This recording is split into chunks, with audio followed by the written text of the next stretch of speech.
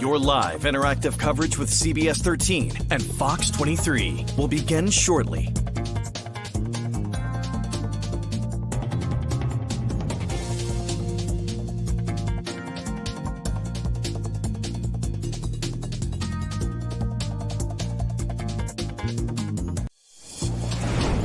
Your live interactive coverage with CBS 13 and Fox 23 starts right now. Good evening. Thanks for joining us. I'm Owen Kingsley here with CBS 13.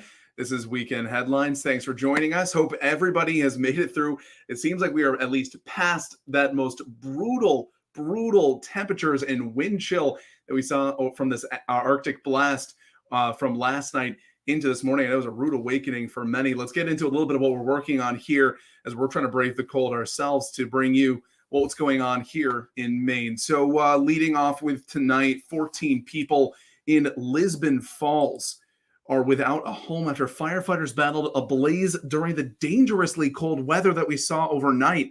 Around 4:30 this morning, 9 different fire departments responded to this duplex apartment building on Union Street. Those who were home at the time escaped without serious injury. 5 or 6 family pets were killed in the fire, though. With last night's Arctic blast, firefighters were working on the fire with temperatures as low as 14 degrees below zero.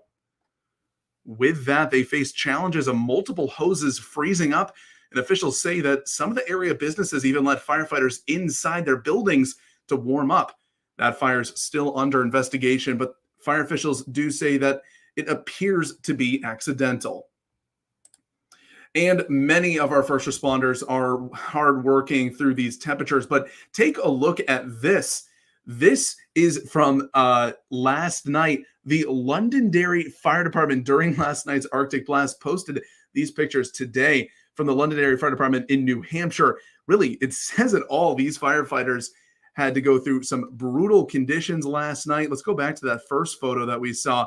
This gentleman, the mustache glazed over, the gear iced over. It's an incredible sight of some of the things that we saw from our first responders responding during this intense weather. And here in Maine, a lot of us really looking out for each other. That's a message the Portland Police Department wants to share today.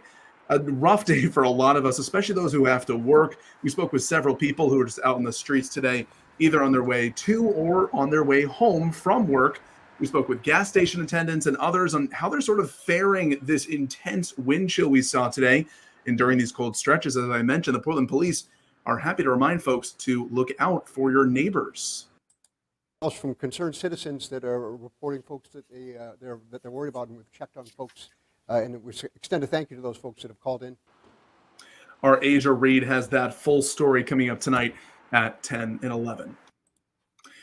Well, it does seem we've gotten through most of this real intense Arctic air. So we do have some more updates, though, coming up for the rest of the weekend to see how that's playing out. Let's bring in our meteorologist, Ryan Munn, who has a little more information than at least I do, Ryan. Hey, Owen. We saw, obviously, as you've just been mentioning, just a brutal Arctic blast over the last 24 to 36 hours. And the wind chills, I mean, some of the wind chills that were recorded across the state up towards Mount Washington, that not only set the record low in Mount Washington, but this was the coldest wind chill that we saw in the entire United States in recorded history. That is just how cold it was up towards Mount Washington. We set a record low wind chill here in Portland as well. And just look at some of the numbers. I mean, that is just dangerous stuff across the state. And as we head through the evening tonight, temperatures will actually increase a little bit as we head through the overnight period. Notice the clouds move in, single numbers, eventually making its way into the lower teens as we head into the overnight period. Notice the winds, though, only around 5 to 10 miles per hour. So much more comfortable night overall. And then as we head through the next couple days, mostly cloudy skies tomorrow. Notice Monday, Tuesday, mainly dry, maybe some showers later on Tuesday. There are a few systems to track, though, later Thursday and then again on Saturday. And, of course, I'm going to have the latest on that coming up at 10 and 11. Ryan, shocking to hear about Mount Washington. Very happy to hear about what we can expect tonight and tomorrow. A little bit of that normal weather. Yeah, exactly. Awesome. Well, Ryan, I know you've been on top of this last week, this Arctic air since the last weekend. What to expect? We now made it through. Thank you for everything you did to try and keep everybody alert and updated on what really how to get prepared for this, and hopefully we all made it out, nice and safe and warm at this point. Exactly. Absolutely. Awesome. Thanks, Ryan. All right. You can check out Ryan tonight at 10:11 with all of his latest forecasts and what we can expect for the days ahead. One last thing I wanted to show everybody before we head out here. We just got this afternoon. A very interesting update to a story we brought you last winter. The rare Steller's sea eagle is back. This is a picture. Let me just make sure I have the person's name correct. Stacy Hildreth took this picture from the bridge on Route 127 between Arosic and Georgetown.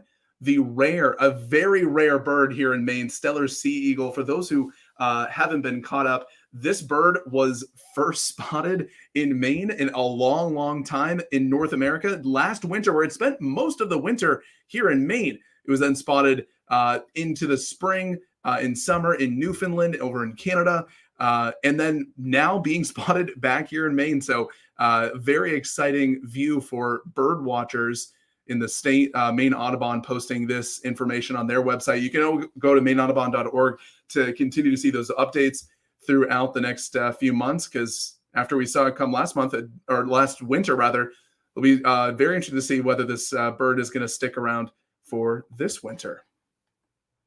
All right. Well, thank you for joining us again. We'll have all these stories and more coming up tonight at 10 on Fox, 11 on CBS, and we'll have all these stories and much more, as well as Ryan's full forecast. So thanks for tuning in.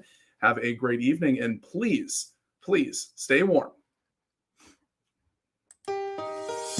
You've been watching live interactive coverage from CBS 13 and Fox 23.